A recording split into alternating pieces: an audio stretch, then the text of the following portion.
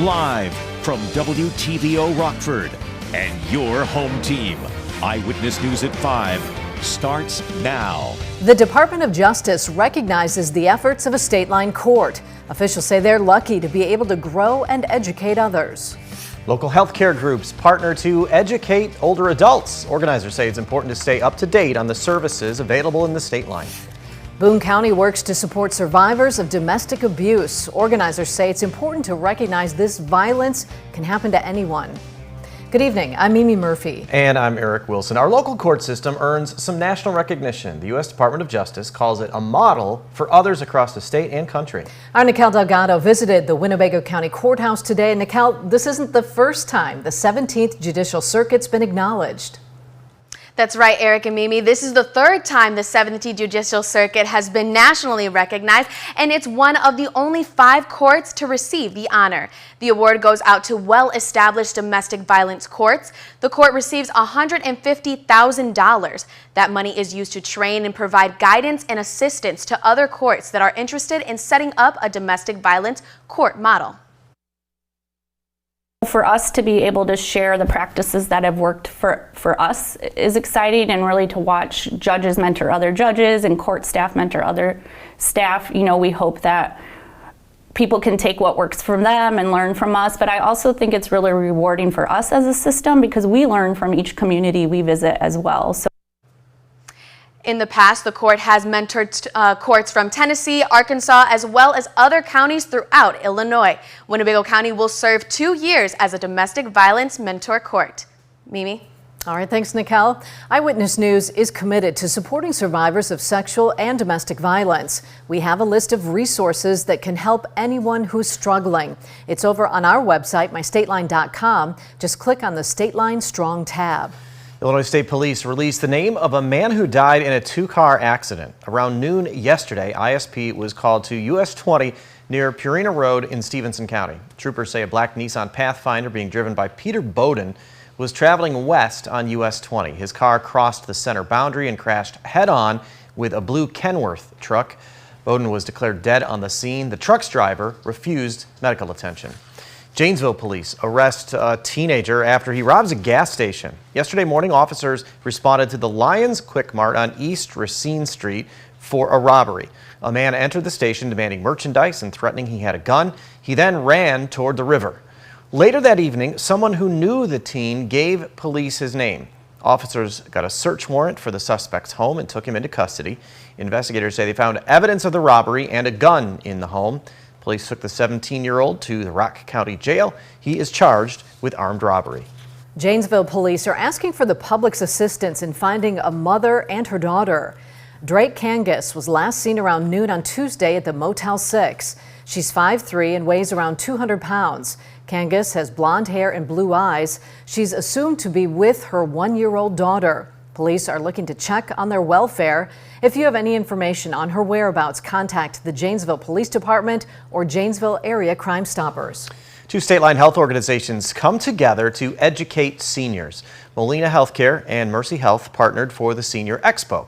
The event helps people as they move from one stage of life to another and their health needs change. Visitors could stop by several resource stations and learn about Stateline services being offered. Organizers say it's important for older adults to educate themselves on ways to stay healthy. Well, it's always good to have all your resources in one area. So when we host events, that's what we put in the forefront to make sure everything is on site at one place at one time so that they can obtain information and valuable education information that from everyone that is focused. So it's really a tailored event to make sure that we're pretty much hitting all of the different stations that they have. This expo caps off a series of events Molina and Mercy Health have held throughout the summer. Both organizations hope to continue partnering to educate people of all ages on services available.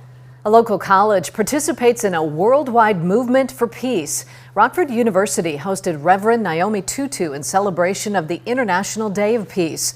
The day is dedicated to the United Nations call for all of humanity to commit to peace. Students had an opportunity to listen to one of Reverend Tutu's lectures. Tutu says she enjoys speaking to young people as they figure out their place in the world. So it's not a surprise that the anti-war movement was strong on campuses, the anti-apartheid movement was strong on campuses, that any time that we have had movements around human rights and justice, that we have had young people very much involved in it. And so I'm always hopeful around young people that they are looking at how can they improve the world for themselves and the generations that will come after them. Following the Reverend's lecture, Rockford University held a community event to commemorate the day.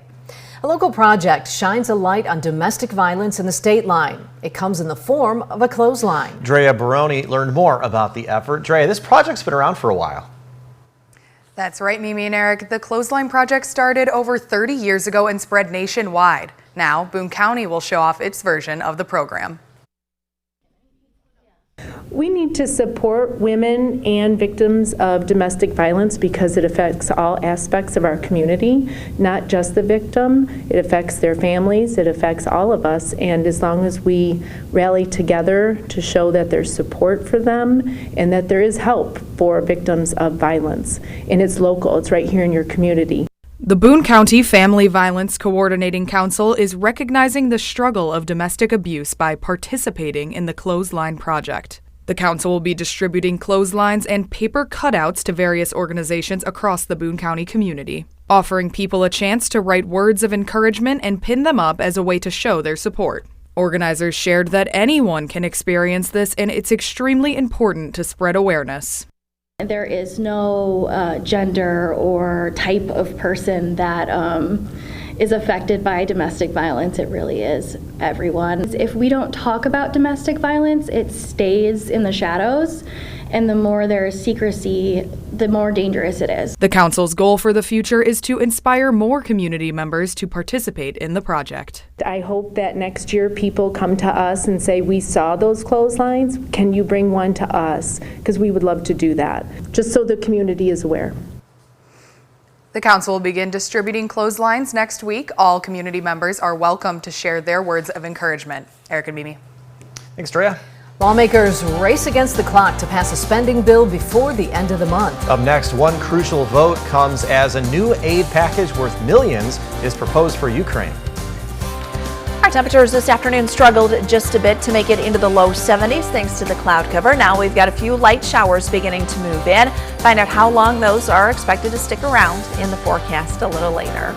You're watching Eyewitness News, your home team with Eric Wilson, Mimi Murphy, Scott Leber, and Chief Meteorologist Candace King. A government shutdown is looming. That could directly impact millions of Americans. Infighting in the House of Representatives once again paralyzing the chamber as they failed to garner enough votes to begin debate on a defense authorization bill.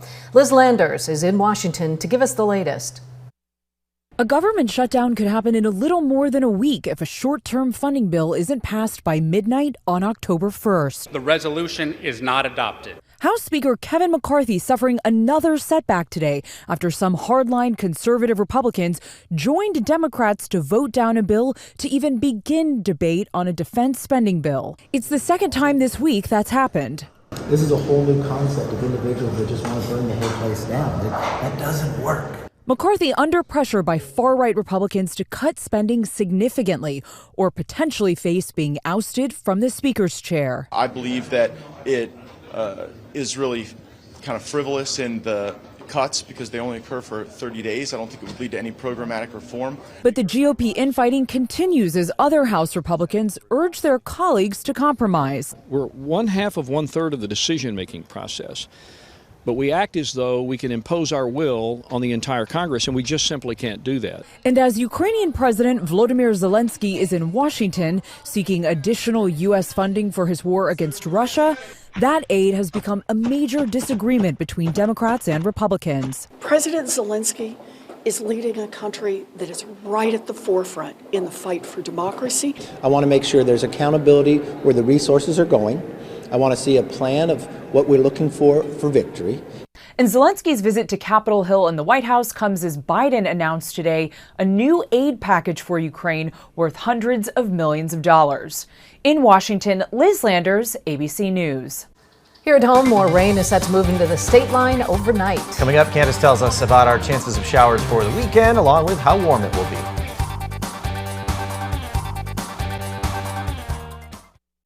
Now, your first warned weather forecast from Chief Meteorologist Candace King.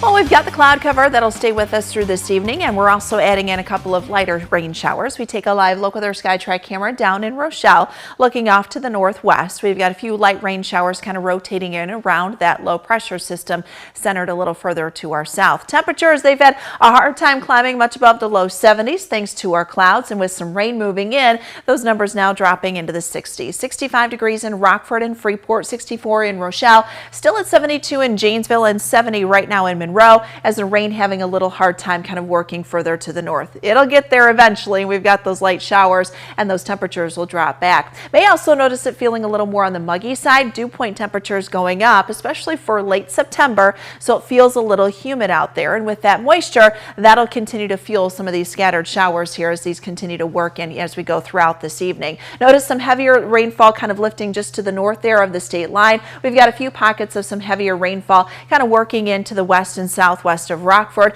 Keeping an eye on this shower just south of Mendota. That'll kind of work closer towards southern Lee County within the next 25 to 35 minutes or so. So some brief heavy downpours will be possible. We may see those pockets of heavier rainfall kind of increase a little as that center of low pressure moves closer to us later tonight and early tomorrow. But by tomorrow afternoon, that low kind of begins to fizzle, so we should start to see our skies clear out some going into the afternoon. So I do anticipate some sunshine later in the day tomorrow.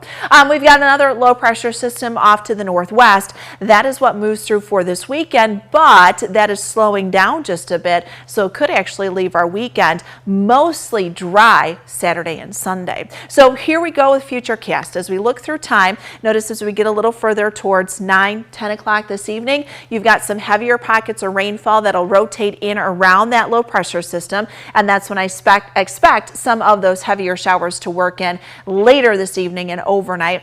That'll carry over into tomorrow, scattered in nature, and notice as we get through the afternoon, some breaks in some of that cloud cover. Now the wind will pick up from the southeast tomorrow, so it does get windy, winds gusting at around 25 to maybe 30 miles per hour. So a little windy tomorrow, and temperatures tomorrow should be warmer than what they were today.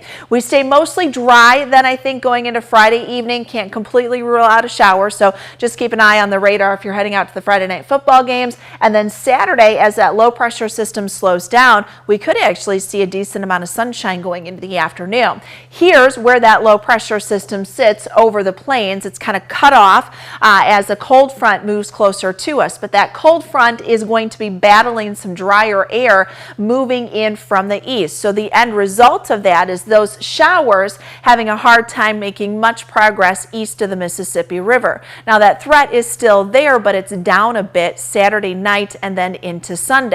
That low then by Monday kind of sits to our west and works further down to the south of us.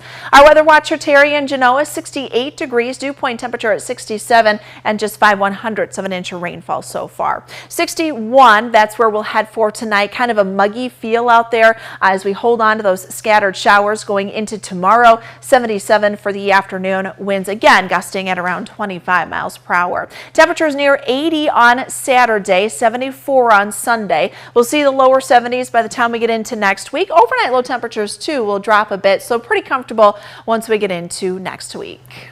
Looks like comfortable all around too. Candace, thanks. Reagan is in next with sports. We're only 2 games into the NFL season and the Bears have hit a roadblock.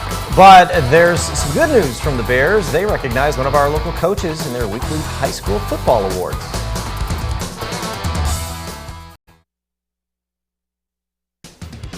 Now sports with Reagan Holgate. Justin Fields is hoping he can get playing like his old self on Sunday as the Bears travel to Arrowhead to take on the defending world champs. QB1 spoke to the media before practice yesterday and got a lot off his chest after feeling like some of his comments were taken out of context about the coaching staff and his teammates. Fields held another media session after practice to clear things up. While Fields' remarks were the headlines yesterday, Ryan Poles and company didn't take any offense to his comments. No one took it personally. Like, we all know we have a hand in our success, and we want him to be successful, and it takes everyone for him to be successful, including himself. And I thought he kind of hit on all of that, so it was no shock to anyone. As Flus said, it's an open book. I mean, that relationship, the partnership that Flus and Justin has is amazing. And to be honest with you, Justin, myself, and Coach Tinoco, it's even better. Well, the Bears at least got one thing right this week. They named Byron head coach Jeff Boyer as their Week 4 Coach of the Week. This recognition comes as a part of their high school awards program, and in support of local football in Illinois, the Bears are donating $2,000 to the Byron football program. This award comes after the Tigers dominated North Boone last week at home 69-0. Byron remains undefeated and in first place in the Big Northern Conference. They play the 2-2 Oregon Hawks tomorrow night. Now it's crunch time for the boys in blue. They were dealt another big blow last night in Game 2 against the Pirates. A 13-7 loss with their ace on the mound in Justin Steele. The only saving grace that came out of last night is that the Cubs' two main competitors for the final NL wildcard spot also lost. That's the Marlins and the Reds. That allowed Chicago to maintain their current spot, half a game up on Miami and one up on Cincy. It's a tough schedule finish for the Cubs, who have started playing some of their worst baseball at the most important time of the year. Tonight's series finale with Pittsburgh starts at 6:40. The White Sox had the day off today. They'll be back tomorrow in Boston against the Red Sox, and the Brewers blanked the Cardinals 6-0 to take that series. They are pretty much a lock in the NL Central, now 7.5 games ahead of the Cubs. That's sports. We'll be right back.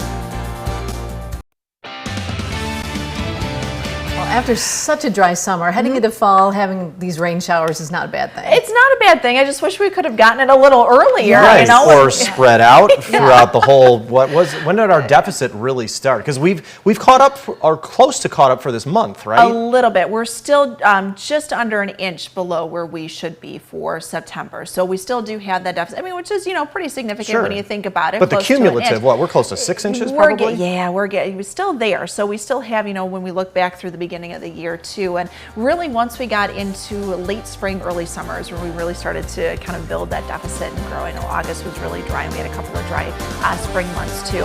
We've got a few scattered showers out there, and we'll see a few heavier pockets of some rainfall throughout late evening, overnight. Scattered showers for the first half of Friday, near 80 though on Saturday. All right, thanks, Candace. Stay safe.